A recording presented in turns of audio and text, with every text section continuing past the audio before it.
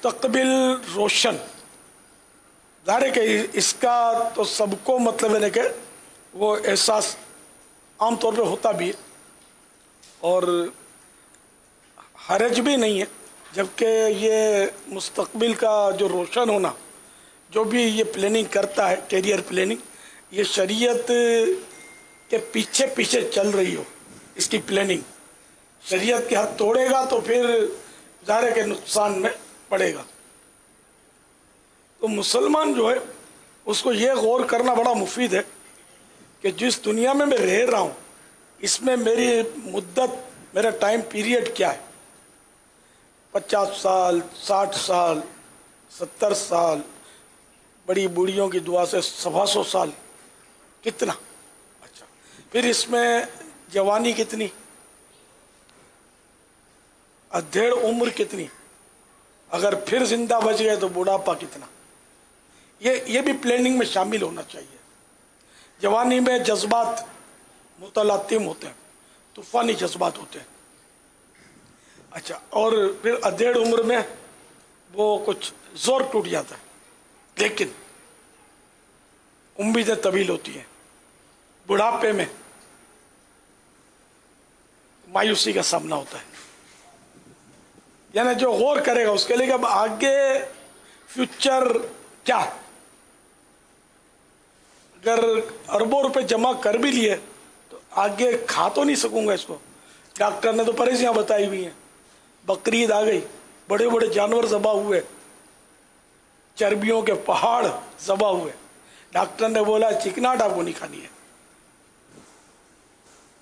वरना फिर ये कि आपकी 2 वेन बंद हो चुकी हैं और बाईपास का ऑपरेशन वैसे ही तैयार है, मजीद आजमाइश में आप आ सकते हैं।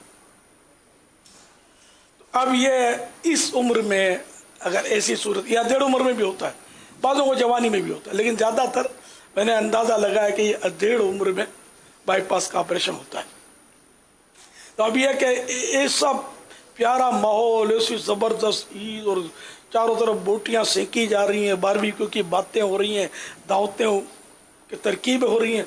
ये बोटी देख सकता है, खा नहीं सकता।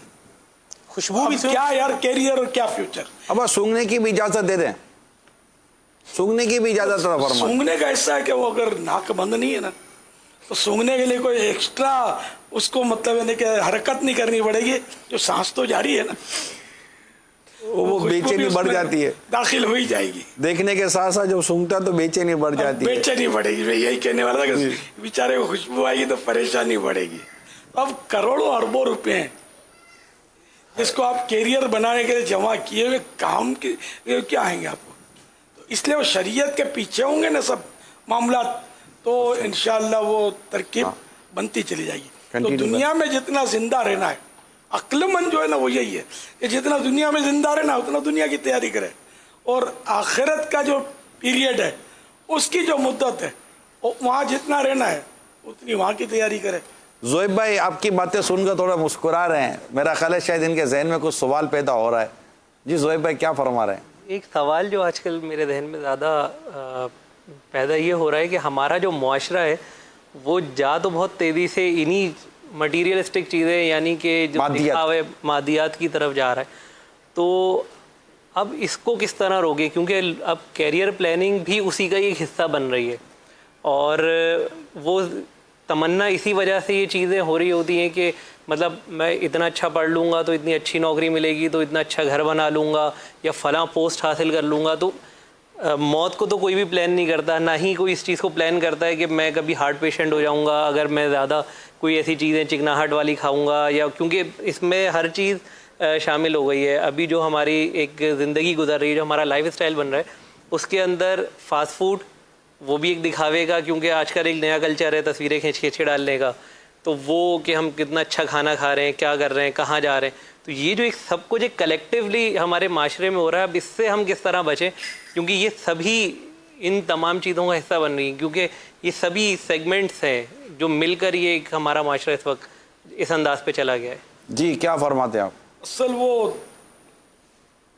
प्यारे आका आखिरी नबी मोहम्मद मदनी सल्लल्लाहु ताला अलैहि वसल्लम की सुन्नतों से पीछे हुए ना, तो वो शेख चिल्ली का फैज़ान माकूस जारी हो गया है, एक उल्टा फेज जारी हो गया शेख चिल्ली का। जो आपकी कैरियर प्लानिंग है ना, उसके ताल्लुक से बता रहा हूँ। शेख चिल्ली एक फर्जी किरदार है, वो अंडे बेचने के लिए जा रहा था टोकरी सर पे रखकर, तो दिल में सोच रहा था कि ये अंडे जो हैं, इसको अगर मैं मुर्गी के नीचे रखूं तो मुर्गियां निकलेंगी, चूजे निकलेंगे, चूजे बड़े होंगे तो मुर्गियां बनेंगी, मुर्गियां ये अंडे देंगी तो अंडे बहुत सारे हो जाएंगे, फिर अंडे हो जाएंगे तो फिर मैं बकरी लूँगा तो बकरी फिर आखिर बच्चा देगी, फिर और बच्चे हो जाएंगे तो बकरियों का मेरे पास रेवड़ हो जाएगा और मेरे हाथ में आ जाएगा पैसा। अभी मैं कमा रहा हूँ तो शादी करूँगा अच्छी जगह पर, तो फिर ज़ाहिर शादी करूँगा तो बच्चे भी होंगे, तो मैं एक बार मसरूफ़ होऊंगा ना और बच्चा मुझे तंग करने आएगा कि अम्मी बुलाती है, तो मैं कह दूँगा नहीं आता, तो वो इस तरह वो जोश में इसने साड़ी लाया ना, तो अंडे की जो चंद अंडे थे ना, वो टोकरी ज़मीन पर आ गई। तो इस फ्यूचर प्लानिंग का यूँ मतलब है कि इसका महल चकनाचूर हुआ कि वो जो चंद अंडे थे ना, वो भी उसके पास नहीं रहे, तो कंगले का कंगला हो गया। तो इसी तरह बंदा जो सिर्फ दुनियावी कैरियर बनाता है ना, वो आमाल सालिहा से, नेकियों से कंगाल होकर वो सारी लाता है। तो थोड़ी बहुत नेकियां अगर उसने की हैं तो कोई गीबत वालों को की नज़र हो जाएंगी, किसी की गीबत की, किसी को झाड़ा, किसी को मारा, तो ये बिल्कुल कंगाल हो जाएगा और गोया यूँ कब्र में खाली हाथ, आमाल से भी खाली हाथ पहुँचेगा।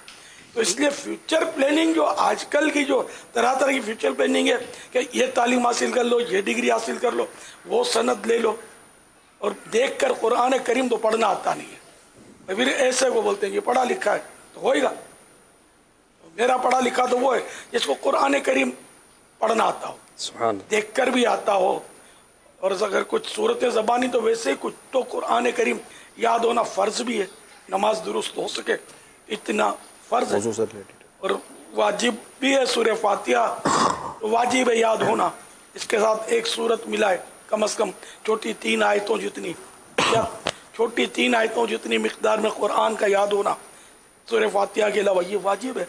ये तो आता नहीं है, आता है ये तो किसी सही पढ़ने वाले के सामने आप बैठे